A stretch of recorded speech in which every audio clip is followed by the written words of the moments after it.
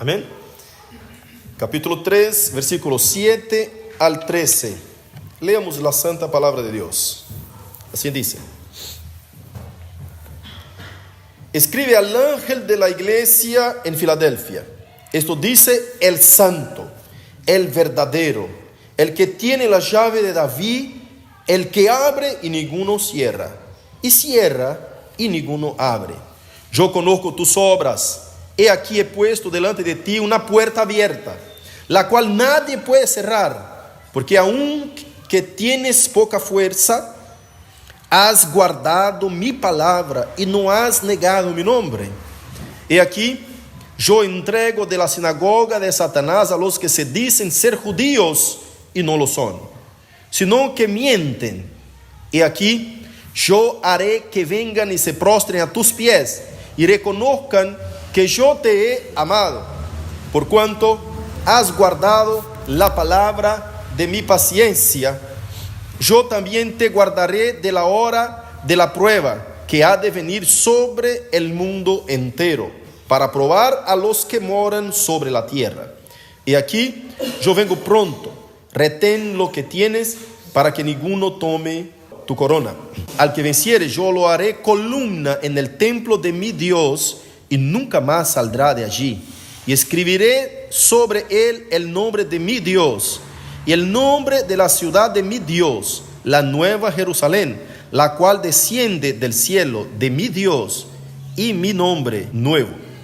El que tiene oído, oiga lo que el Espíritu dice a las iglesias. Querido Dios, Espíritu del Señor, que actúa sobre nuestro sentir y sobre nuestro actuar y sobre nuestro corazón, gobierne sobre nosotros y ministre con gracia, Señor, la comprensión de esta palabra.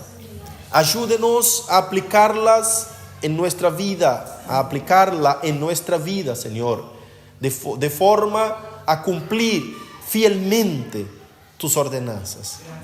Dios, que la iglesia pueda recibir, Señor, de forma que tu Espíritu actúe y apenas se vea y se note la presencia y el actuar del Espíritu Santo ante cada uno de esa iglesia, cada hermano y la iglesia por entero como una comunidad.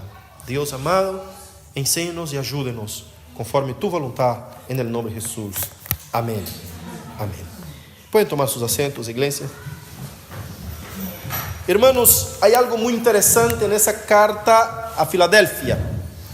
De las iglesias que el Señor ha escrito, de las 7 iglesias en Asia, apenas 2 iglesias no tuvieron ningún reproche del Señor: la iglesia de Esmirna y la iglesia de Filadelfia. Y esas iglesias apenas tuvieron encomios, recibieron elogios del Señor y fueron alabadas por Dios por lo que ellas han hecho. Y yo vuelvo a decir que en la persona en que se dirige el ángel, es decir, en la persona del ángel a quien se dirige el Señor, que es el pastor, el Señor habla de forma personal y directamente al pastor, y también distribuye todas esas palabras a la misma iglesia. Yo he escrito un artículo esta semana hablando de qué forma el Señor ha manifestadose al ángel de la iglesia, y como representante de la iglesia, siendo el ministro, el pastor recibe de primera mano tanto la exhortación, la amonestación, el reproche, el rechazo, la corrección o el encomio, el elogio.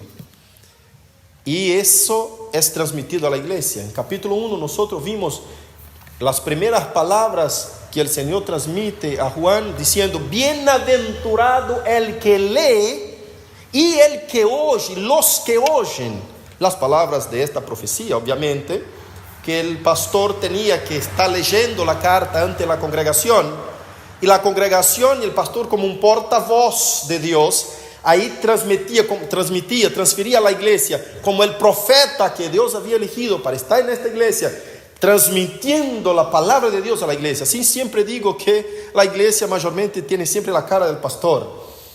Y infelizmente hay iglesias y hay pastores y hay profetas que Dios tiene correcciones muy duras. Como nosotros estudiamos la vez pasada, la iglesia de Sardes estaba totalmente muerto el pastor de la iglesia. Y así con su pastor la mayoría de la iglesia. Pero el Señor tenía algunos entre ellos que aún entre las humeantes cenizas había unas pocas brasas. Amén.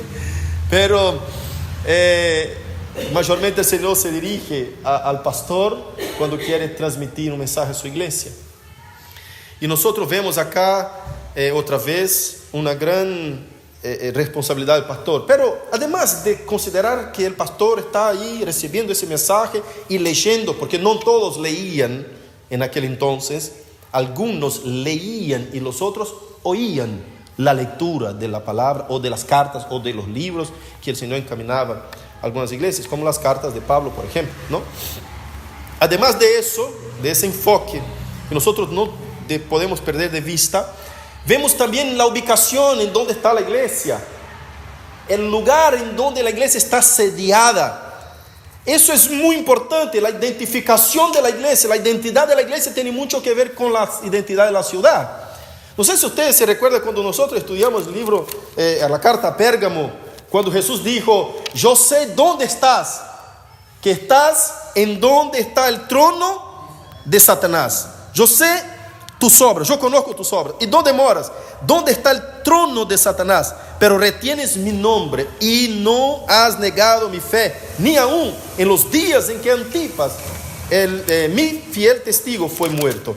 Entonces vemos ahí una ubicación de la iglesia en un lugar muy terrible que el propio Jesucristo lo nombra como trono de Satanás. Obviamente sabemos que por la adoración de César, de los Césares, y también por la adoración del mismo Zeus y los dioses griegos que estaban ahí administrando la fe de la ciudad. Pero vemos en la iglesia de Filadelfia que su historia y su identificación también tiene que ver con la ciudad. La historia de la ciudad de Filadelfia es una historia impresionante, hermosa, porque el emperador que puso el nombre de la ciudad, él tenía por apellido, llevaba Filadelfus, ¿no? Átilo II, que su apellido era Filadelfus, y por amor a su hermano puso el nombre de la ciudad de Filadelfia, que la palabra Filadelfia significa amor fraterno. Desde entonces la ciudad quedó conocida como una ciudad de amor fraternal. Y nosotros vemos que esta iglesia se identificaba con donde está plantada la ciudad. Por eso es muy importante la ubicación de la iglesia, en donde la iglesia se destina, se planta, empieza, ¿no? Pablo escogía estratégicamente, obviamente, que conducido por el Espíritu Santo, en donde iba a plantar cada iglesia, en donde se pasaba mayor número de personas, como si fuera las estradas romanas. Ahí Pablo, arrancando desde Éfeso, que es lo que tenemos en la historia, la plantación de esas 7 iglesias de Apocalipsis. No se sabe seguramente cómo fueron plantadas, si fueron realmente por el trabajo misionero de apóstol Pablo, pero los historiadores dicen que arrancando desde Éfeso fue naciendo las demás iglesias, y nosotros vemos en la iglesia de Filadelfia una ciudad estratégica, y además de ser una ciudad en donde pasaba el correo imperial también, era una ciudad estratégica respecto a la paz que tenía esta ciudad. Pero en siglo XVII después de Cristo, esta ciudad sufrió, esta ciudad sufrió un terremoto terrible, un terremoto que destruyó totalmente la ciudad. No me recuerdo bien si es 17 después o si antes de Cristo. Parece que es después de Cristo, el siglo XVII después de Cristo. Entonces sufrió un terremoto terrible que destruyó totalmente la ciudad. Destruyó la ciudad de manera que no destruyó solamente la ciudad de Filadelfia, sino que destruyó también otras más de 10 ciudades. Y la gente quedó tan apavorada que huyeron a los campos, a vivir en los campos. Otro emperador vino a esta ciudad y la reconstruyó. No me recuerdo bien el nombre del emperador. Y el nombre de la ciudad cambió en honra y gloria a este emperador, como una gratitud. Y él puso exento de impuestos toda esa ciudad, para que la ciudad pudiera reedificarse y restablecerse. Y el nombre de la ciudad cambió y fue dado el nombre del emperador, para que la ciudad fuera una agradecida a este emperador y empezar a hacer culto a ese emperador, que yo no me recuerdo bien el nombre. Pero después, más adelante, próximamente al siglo 65, entre 60 y 65 después de Cristo, otro emperador vino y puso el nombre de la ciudad de Flavia. Y el nombre de esa ciudad de Flavia, más adelante, como honra también a ese emperador que también hizo un buen levante en la ciudad, más adelante la ciudad regresó a tener su nombre de Filadelfia. Entonces esa ciudad pasó unos momentos duros, difíciles. Y cuando Cristo viene a esta iglesia que se ubica en esa ciudad, el mensaje que Él trae a la ciudad y a la iglesia, es un mensaje que está muy identificado con la ciudad. La gente sabe de qué Cristo está hablando, ¿no? Cuando Él habla, por ejemplo, en el versículo 12, que Él dice así: al que venciere, yo lo haré columna en el templo de mi Dios, y nunca más saldrá de allí. Está diciendo, usted no hace falta más que cambie de lugar, que salga de la ciudad, que huyan, que vaya a los campos. La columna de mi Dios jamás será abalada. Está identificando, y la gente está comprendiendo lo que Cristo está transmitiendo, que sería estar en una columna bien establecida, bien edificada, porque se tembló la tierra y todas las columnas se fueron al piso. Ellos estaban identificando bien que está fundamentado y cimentado en Cristo Jesús. Pero arrancando acá desde los versículos 1, por ejemplo, cuando Él dice: esto dice el santo, el verdadero, el que tiene la llave de David, el santo. La santidad en el Antiguo Testamento está muy involucrada, ¿no? Esa manera como Cristo se presenta acá nos hace comprender mucho de él mismo, ¿no? La santidad en el Antiguo Testamento está muy involucrada con el Dios Padre. No sé si usted se recuerda en Isaías capítulo 6, versículo 3, cuando Isaías tiene una visión de Dios, y dice: ay de mí, Señor, que estoy pereciendo, que soy pecador.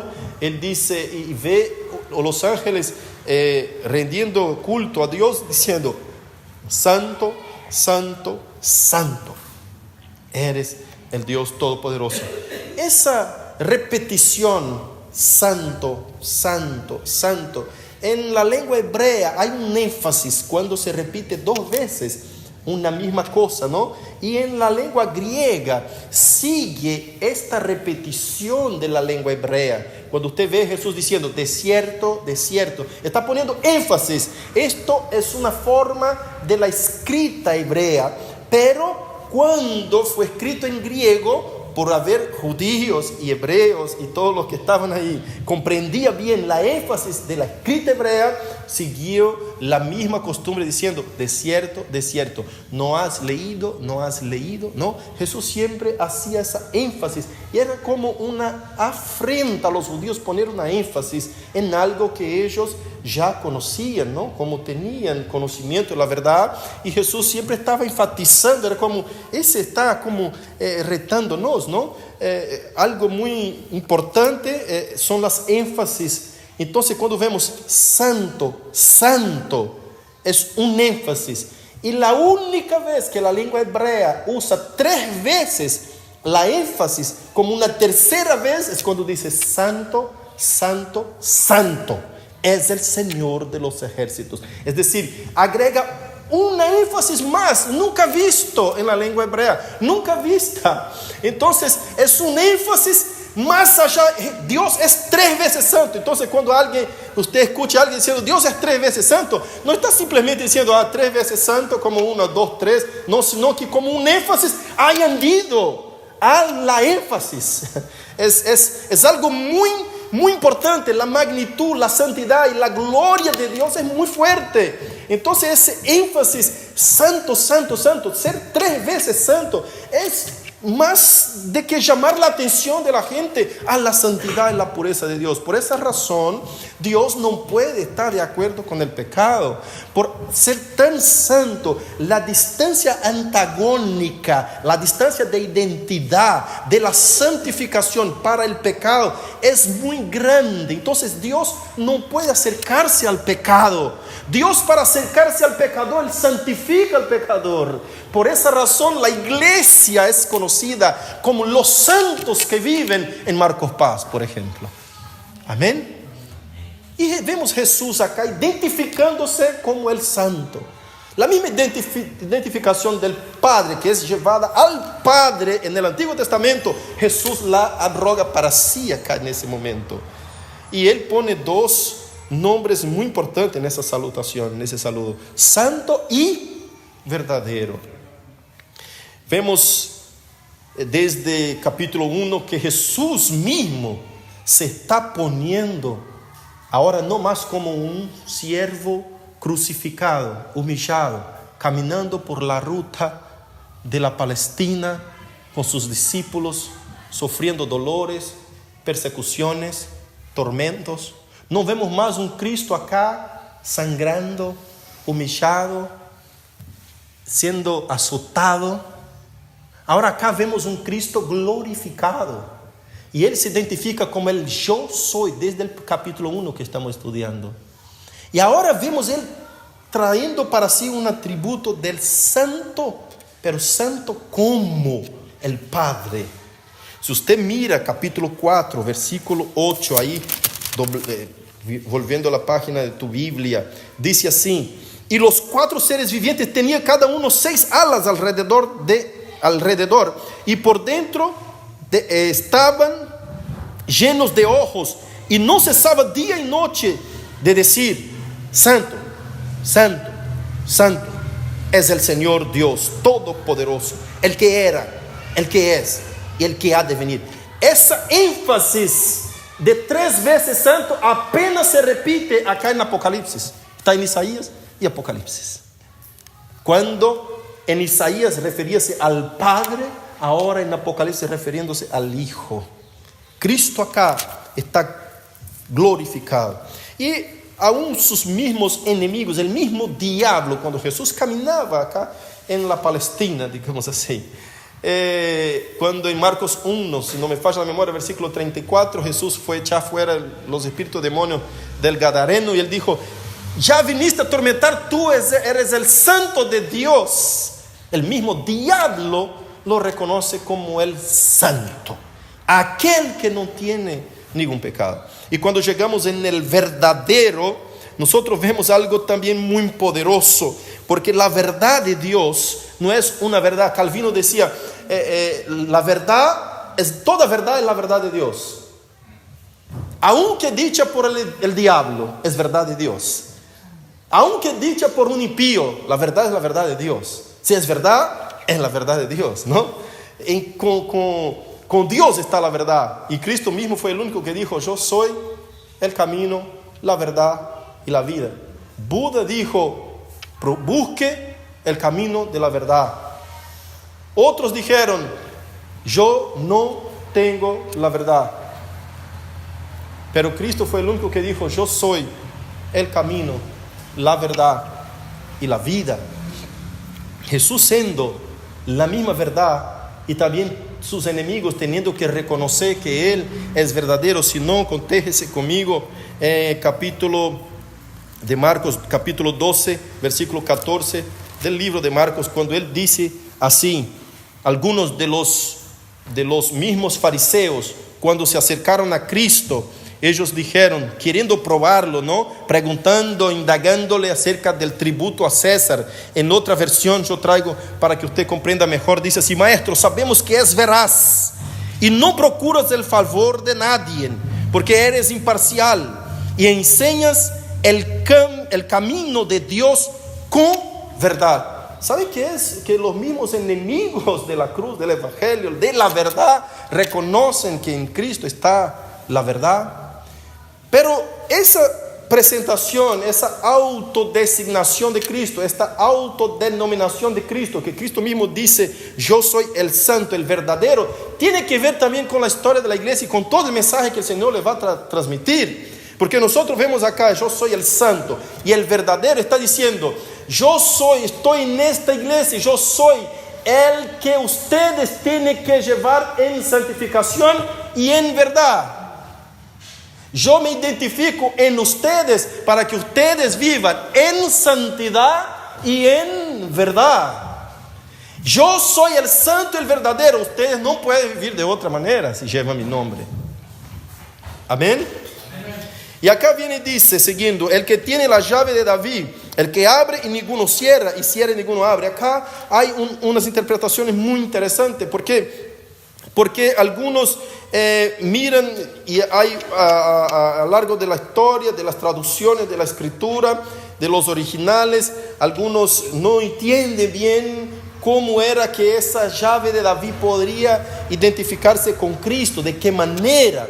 Pero si nosotros vamos a recorrer, además de la historia, de los historiadores que profundizaron en el tema de qué significaría la llave de David en ese texto, nosotros vamos recorriendo también a la escritura y vemos en Mateo 28, 18 que eso puede estar de acuerdo con lo que Cristo dice ahora. Toda autoridad me fue dada en el cielo y en la tierra. Autoridad absoluta de Cristo Jesús. Nosotros sabemos que Jesús era el Mesías que estaba prometido para que jamás faltara descendiente sobre el trono de David. Tu trono será eterno. Cuando decimos de llave de David, y esta llave de David, así como David tenía poder y autoridad para abrir el reino y cerrar el reino, este Señor Jesucristo, identificado con la llave de David, es el único que tiene el poder y la autoridad de abrir el reino de los cielos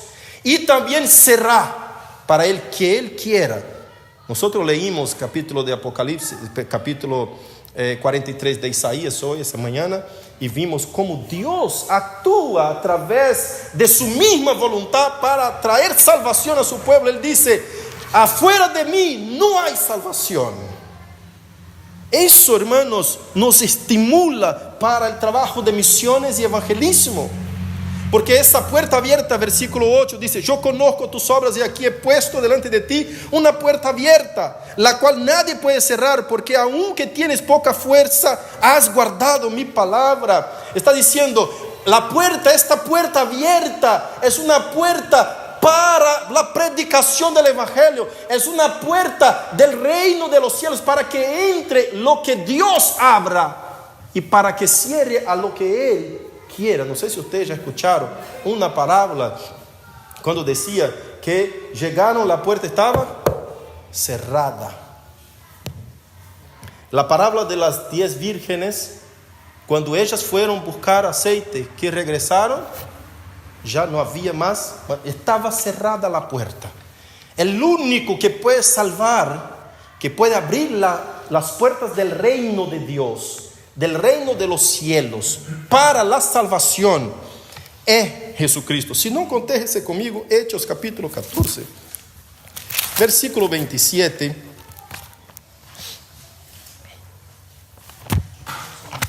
Hechos 14,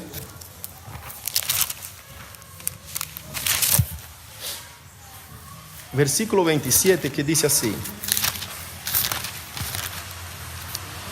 y habiendo llegado y reunido a la iglesia, refirieron cuán grandes cosas había hecho Dios con ellos y cómo había abierto la puerta de la fe a los gentiles.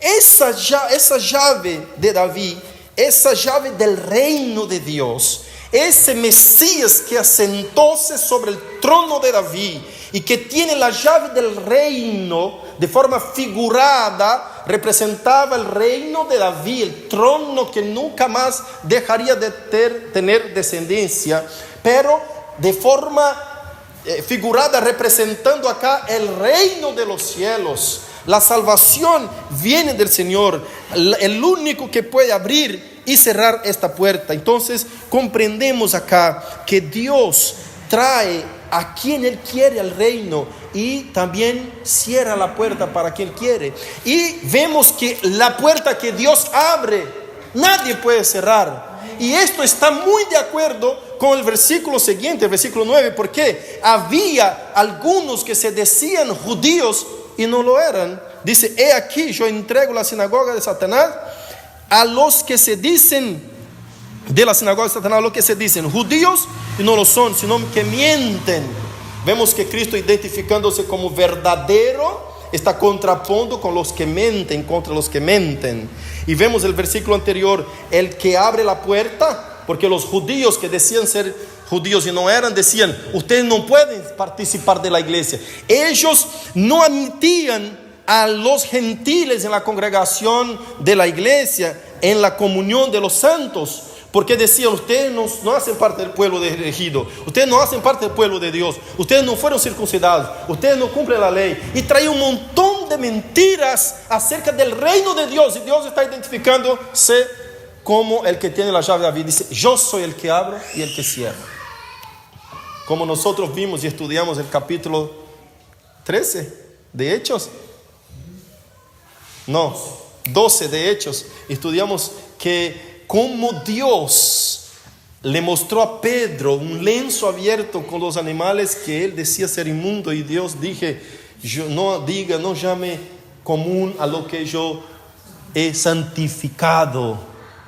Estaba mostrando que el evangelio iba a llegar a los gentiles también, y era para ellos. Acá y Pedro dijo: ¿quién soy yo para estar estorbando la obra de Dios? Y el capítulo siguiente, capítulo 11 y después capítulo, 10 y 11, 10 y 11, el 11 repite él contando la historia esa, me parece que capítulo 10, cuando él ve el lienzo, y capítulo 11, él repite contando la historia a los hermanos de la iglesia en Jerusalén, si no me falla la memoria, entonces, ¿qué hacía? Él estaba diciendo: ¿cómo yo puedo estorbar a lo que Dios está propusiendo hacer? ¿Cómo puedo yo cerrar la puerta del evangelio, de la fe a esa gente? ¿Cómo yo puedo dejar de predicar a los gentiles? Esa sinagoga de Satanás, esos mentirosos judíos que están intentando cerrar la puerta del reino. Otro tiempo Jesús habló una parábola diciendo: ustedes, hipócritas, fariseos, que no toman el agua y turban el agua para que nadie la tome, que pone carga además de lo que ustedes mismos ponen carga a la gente, además de lo que ustedes mismos pueden llevar.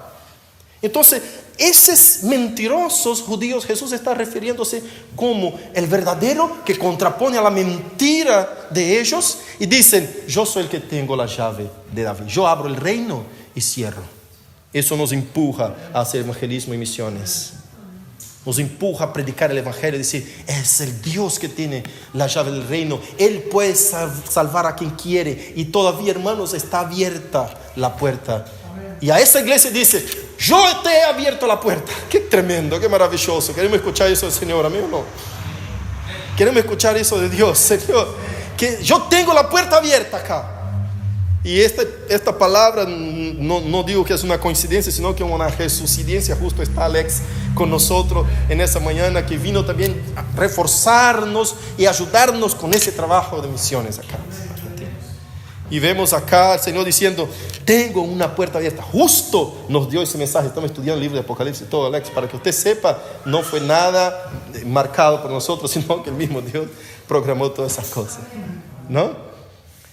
Tengo una puerta abierta y nadie puede cerrar. Y algunas traducciones han puesto la parte B del versículo 8 muy mal traducidas. Algunas traducciones dicen: nadie puede cerrar si tiene poca fuerza. Está malísimo, no es así, no es eso que está diciendo el texto. El texto está diciendo: porque aunque tienes poca fuerza, has guardado mi palabra y no la has negado mi nombre. No has negado mi nombre. Esa poca fuerza acá significa decir que es una iglesia de un poco pequeño número de ovejas. Es un rebaño pequeño, como en Lucas 12:32, el Señor Jesús nos dice: no tengas miedo, no temas, oh pequeño rebaño, oh manada pequeña. Vamos a leer Lucas 12:32. Dice así: no temáis, manada pequeña, porque a vuestro Padre le ha placido daros, ¿qué? El reino. Aleluya.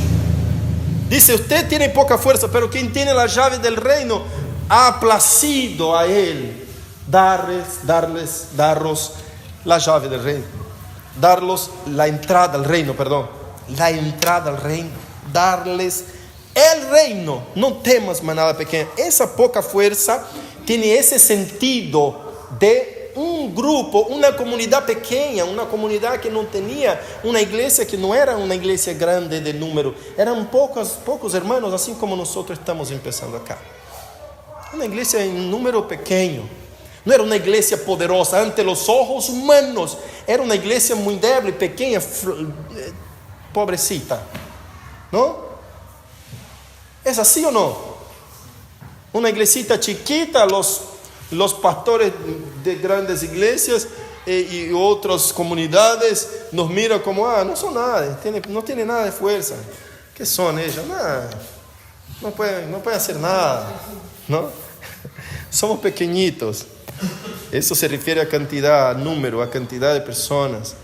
Es de poca fuerza, es eso que quiere decir. Pero aún así has guardado mi palabra y no has negado mi nombre. Qué tremendo.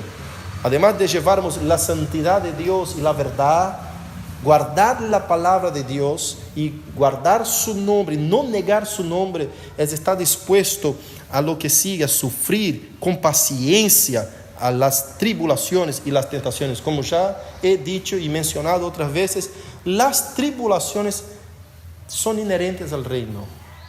Aquel que pertenece al reino de Dios va a sufrir tribulaciones, hace parte del reino. Amén. Seguimos aquí. Aquí yo entrego la sinagoga de Satanás a los que se dicen ser judíos y no lo son, sino que mienten. Aquí, ese aquí es una énfasis. Usted se da cuenta que no están juntitos, pero Jesús está hablando de forma enfática. Aquí. En otras traducciones dice: mira. Está hablando como si fuera desierto. Aquí, yo entrego la sinagoga de Satanás. Aquí, yo haré que venga y se prostren. Ahí si nosotros vamos a Isaías 60:14, vamos a ver cómo el Señor hace esas cosas. Acá vengo, Isaías capítulo 60, versículo 14, dice así: y vendrán a ti humillados los hijos de los que afligieron, y a las pisadas de tus pies se encorvarán, porque los que te escarnecían y te llamarán, todos los que te escarnecían y te llamarán ciudad de Jehová, Sión del Santo de Israel. Es decir, ese versículo 8 no representa, versículo 9, perdón, no representa apenas aquel pueblo judío, sino que estos judíos, para nuestro tiempo actual, aplicamos a todo aquello que se opone al reino de Dios, al avance de la obra del Señor. Entonces vemos que esas personas en aquel tiempo, cuando venga el Señor con poder, gran gloria, todos estos se humillarán. Hermanos, nosotros ya vimos en capítulo 4 de Malaquías que para nosotros brillará el sol de justicia cuando vemos el Señor viniendo en los aires con poder y gran gloria. Pero para aquellos que no temen su nombre será un día de lamentación terrible. Se harán ceniza bajo nuestros pies, así dice el texto bíblico. Si no, cotéjese capítulo 4 de Malaquías. Y aquí nosotros aprendemos: yo haré que vengan y se prostren a tus pies y reconocerán que yo te he amado. Oh, maravilla. Glorias a Dios. Cómo es maravilloso saber que el Señor está diciendo, todos reconocerán que yo te he amado. Somos la escoria de la tierra. Somos basura para el mundo. Y en aquel tiempo ellos van, todos que persiguieron a los cristianos, todos que se opusieron, que fueron enemigos de la cruz, que se opusieron al evangelio, van a acercarse y van a reconocer, porque el mismo Señor va a decir, yo los he amado. Amén. Por cuanto has guardado la palabra de mi paciencia, yo también te guardaré de la hora de la prueba. Acá se identifica a la gente de la hora de la prueba, porque esa hora de la prueba que ha de venir sobre todo el mundo entero para probar a los que moran sobre la tierra. Obviamente que Jesús está hablando de un gran día de tribulación, pero ellos están identificándose con el momento en que tembló el piso en ese terremoto del siglo XVII. Wow, este momento de gran prueba, el Señor estará con nosotros. Entonces, ¿qué semejante prueba puede venir más adelante? Y el Señor está asegurando que jamás ellos estarán solos. El Señor está con ellos, sosteniéndolos en su diestra. Y aquí yo vengo pronto, retén lo que tienes para que ninguno tome tu corona. Si nosotros comparamos eso con Apocalipsis 2, versículo 10, la iglesia de Esmirna, el Señor dice que ellos ya, acá dice en la página anterior, dice así, y yo te daré la corona de la vida. Vemos acá que también hay una énfasis en he aquí, el diablo echará a algunos de vosotros. En la misma cosa que sucede con los judíos que se dicen ser judíos y no lo son, en la iglesia de Esmirna sucede en la iglesia de Filadelfia. Y acá en ese texto, el versículo 11, cuando Jesús dice que para que ellos retengan la corona de la vida, en la iglesia de Esmirna está diciendo, yo te daré la corona de la vida, pero acá en la iglesia de Filadelfia ya está diciendo, retenga, ustedes ya la tienen. Qué tremendo. Es una de las iglesias que más la gente habla, ¿no? Filadelfia, y hacen canciones y quieren decir que la iglesia de ellos es la iglesia de Filadelfia, es una iglesia de amor fraterno, es una iglesia fiel, es una iglesia, y todos quieren ser esa iglesia. Toda iglesia quiere ser la iglesia de Filadelfia. Es precioso el mensaje en la iglesia de Filadelfia, pero hay que sufrir las tribulaciones y ser fiel. Hay que ser encontrado fiel aún teniendo poca fuerza. Hay que ser fiel en el poco para que Dios te ponga sobre el mucho. A veces queremos ser una iglesia de Filadelfia, pero no queremos sufrir las tribulaciones.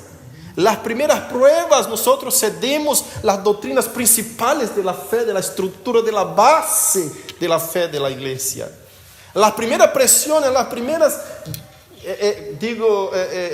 qué sé yo, persecuciones, algunos ceden a lo que es más importante, que es mantener su fidelidad a la escritura y a la palabra de Dios. Por eso siempre reafirmo, hermanos, y de eso hablo en contra de mí mismo, el pastor tiene que estar muy delante de la presencia de Dios y buscando siempre estar fiel a la escritura del Señor, porque son muchas las presiones que llegan, las cuestiones, las dudas, las cosas que la gente no quiere actuar, las cosas que a la gente le parece feo en la iglesia. Pastor, pero ¿por qué no ponemos eso? ¿Por qué no hacemos de esa forma? ¿Por qué no cambiemos eso en la iglesia? ¿Y por qué la iglesia es tan rígida con eso? ¿Por qué es tan rigurosa con respecto a eso? ¿Y por qué eso? ¿Y por qué aquello? Y somos muy tentados a cambiar cimentaciones fundamentales de la fe, porque todos que cambiaron sus cimientos no lo cambiaron con la intención de arruinar la iglesia, cambiaron de a poquito. No, vamos a cambiar eso, entonces, ¿a ti te parece bien eso? Sí, vamos. No, yo tampoco no veo nada, porque no está profundizado en la escritura.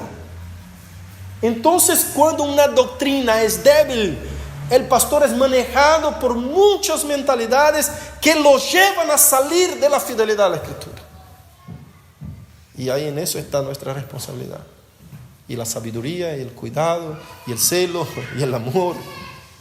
Y todo lo que toca a un pastor tener para mantenerse fiel a Dios. Porque lo único concepto que importa no es de los otros pastores, no es de los ojos del mundo, no es de los ojos de la comunidad. es de los ojos de Dios. Las llamas de fuego, imagínate el santo con las llamas de unos ojos de llamas de fuego mirando hacia ti diciendo: yo conozco tus obras. Hasta que él termine de decir, usted va a estar aprensivo. Menos mal que le está diciendo: aunque tienes poca fuerza, ha guardado mi nombre.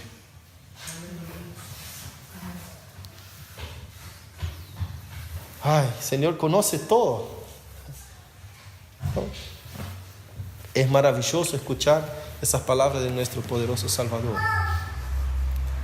Pero tenemos que saber sufrir los momentos de sufrimiento, de dolor, de persecución. Tenemos que saber mantenernos firmes, fieles a la Escritura, aunque le duela a algunos. Debemos saber hacer eso. Y debemos ir para la oración de rodillas, clamando a Dios: Señor, ministra el corazón de ese hermano, de esa hermana, para que no se ofenda con la fidelidad de tu palabra. Porque, hermanos, vivimos en un mundo de tantas mentiras, que cuando yo te digo la verdad, parece que yo te ofendo, apenas por decirte la verdad. No es que la verdad fue dicha de una forma dura, porque la verdad es dura. De la mejor manera que usted busque hablar la verdad de Dios, es ofensiva. ¿A ti te parece que Jesús era bruto? ¿Te parece que Jesús no tenía sabiduría suficiente para manejar las palabras? Y aún así ofendía a los fariseos, a los doctores de la ley.